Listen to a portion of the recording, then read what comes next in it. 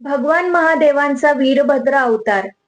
शांत बसलेले शिव जेव्हा डोळे उघडतात, तेव्हा काळही मागे हटतो आणि प्रकट होतो त्यांचा राग, त्यांच्यातील योद्धा वीरभद्र.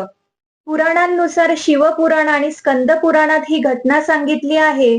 भगवान शिवांची अर्धांगिनी माता सती, त्यांचं माहेर होतं दक्ष प्रजापतींचं घर.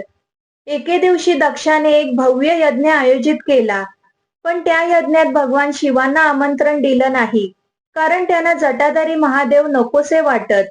माता सतीने महादेवांकडे पित्याने आयोजित केलेल्या यज्ञात जाण्याची आज्ञा घेतली. महादेवाने सती मातेला खूप समजावले की जिथे मान नाही, आमंत्रण नाही, तिथे जाऊ नये. परंतु तरीही त्या आपल्या पित्याच्या यज्ञात पोहोचल्या. पण तिथे त्यांना केवळ उपेक्षा, टोमणे आणि अपमानच मिळाला.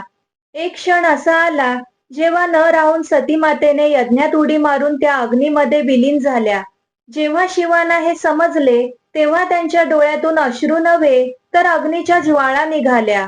त्यांच्या केसांच्या जटा त्यांनी आपटल्या आणि त्या जटांतून प्रकट झाला एक भयंकर अवतार, वीरभद्र.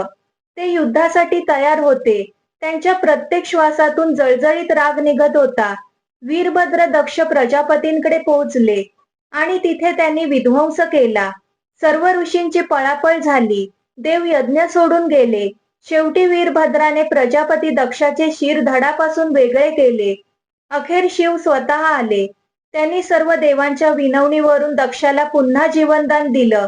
पण मस्तक होतं एका पशुचं. ओम नमः शिवाय.